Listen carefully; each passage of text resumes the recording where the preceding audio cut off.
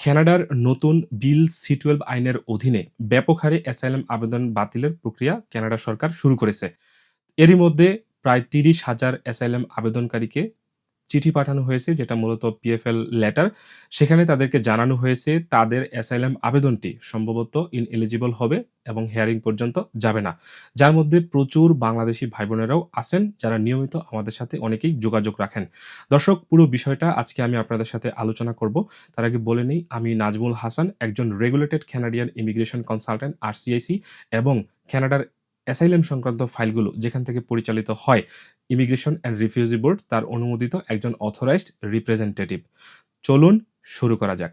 Canada সরকার নতুন যে বিল সি-12 আইন করেছে, সেখানে বলেছে কানাডাতে ২৪ জুন ২০২০ সালের পর যদি কেউ ফার্স্ট এন্ট্রি নিয়ে থাকে এবং ১ বছরের মধ্যে যদি সে অ্যাসাইলাম আবেদন না করে, তাহলে তার যে কেসটা সেটা ইনএলিজিবল হতে পারে, হিয়ারিং পর্যন্ত যাবে না। কিন্তু এটা প্রযোজ্য হবে ৩ জুন ২০২৫ সালের পর যারা আবেদন করেছেন তাদের ক্ষেত্রে। আর ইউএস-কানাডা বর্ডার দিয়ে যারা এসেছেন তাদের ক্ষেত্রে যে আসার ১৪ দিনের মধ্যে কেউ যদি অ্যাসাইলাম আবেদন না করে, তার কেসটার ক্ষেত্রেও একই প্রযোজ্য। তারটা ইনএলিজিবল হতে পারে, হিয়ারিং পর্যন্ত যাবে না। এই যে চিঠিটা, এখানে আসলে কি আছে? দর্শক, এই যে চিঠিটা, এটা হচ্ছে মূলত একটা প্রসিডিউরাল ফেয়ারনেস লেটারের চিঠি। এটা সংক্ষেপে পিএফএল বলা হয়। এখানে তারা এই যে আপনার কেসটা ইনএলিজিবল, সেটা তারা ফাইনালি ঘোষণা করার আগে তারা আপনাকে একটা বেসিক একটা নোটিফিকেশন দিয়েছে। তারা জানতে চেয়েছে যে আপনার কিছু বলার আছে কিনা? অর্থাৎ এখানে উল্লেখ করা হয়েছে কোন আইনের অধীনে আপনার এই যে অ্যাসাইলাম ক্লেমটা সেটা ইনএলিজিবল হয়েছে। আপনি কবে অ্যাসাইলাম আবেদনটা করেছেন, কবে ফার্স্ট এন্ট্রি নিয়েছেন, এই বিষয়গুলো উল্লেখ করা হয়েছে। এখন আপনি এটা পড়ে দেখবেন। যদি আপনার মনে হয় যে first entry date, asylum claim এর ডেট, অথবা আপনি এই আইনের মধ্যে পড়েন না, তাহলে আপনি এটার একটা প্রপার এক্সপ্লেনেশন এখানে প্রমাণসহ দিবেন।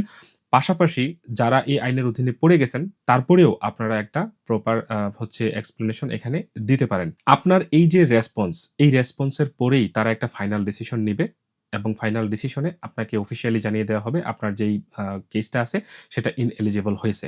আপনার কেসটি যদি ফাইনালি ইনএলিজিবল হয়েই যায়, তখন আপনার আসলে করণীয়টা কি? নরমালি সবচেয়ে গুরুত্বপূর্ণ যে অপশন এর পরেই আসে সেটা হচ্ছে প্রি রিমুভাল রিস্ক অ্যাসেসমেন্ট। এটা আসলে আপনি চাইলেই আবেদন করতে পারবেন না। এই যে আপনি ইনএলিজিবল হলেন, তখন আপনার আসলে রিমুভাল প্রসেসটা শুরু হয়। যিনি বর্ডার সার্ভিস এজেন্সির অফিসার আছেন, তিনি আপনার এই প্রোফাইলটা দেখবেন। দেখে তিনি আপনাকে প্রি রিমুভাল রিস্ক অ্যাসেসমেন্ট এর জন্য আপনি এলিজিবল কিনা জানাবেন। তখন আপনি প্রি রিমুভাল রিস্ক অ্যাসেসমেন্ট এ আবেদন করতে পারবেন। যদিও এটার অ্যাপ্রুভাল হারটা খুব বেশি ভালো না। এই সময়ে আপনি অনেক ক্ষেত্রেই কাজ করতে পারবেন। যদি আপনার কেসটা অ্যাপ্রুভ হয়, তাহলে আপনি তখনও কিন্তু প্রটেক্টেড পারসন হিসেবে কানাডাতে থাকতে পারবেন। এরপরে আরো একটা গুরুত্বপূর্ণ অপশন হতে পারে হিউম্যানিটেরিয়ান অ্যান্ড কম্প্যাশনেট গ্রাউন্ড, অর্থাৎ এইচএনসি, যেটা মূলত আসলে অ্যাসাইলাম আবেদনের সাথে যেটার কোনো সম্পর্ক নেই। এটা আসলে মূলত একটা সরাসরি পিআর অ্যাপ্লিকেশন। আপনি কানাডায় কতটা established হয়েছেন, দেশে ফিরে গেলে কি ধরনের সমস্যা হবে, কোনো শিশু আপনার ফ্যামিলিতে আছে কিনা যে কানাডা ছাড়ার পর এফেক্টেড হবে, এই বিষয়গুলো এখানে আসলে গুরুত্ব দিয়ে দেখা হয়। এটা লং টার্ম একটা অপশন। প্রসেসিং টাইম কিন্তু অনেক লম্বা হতে পারে।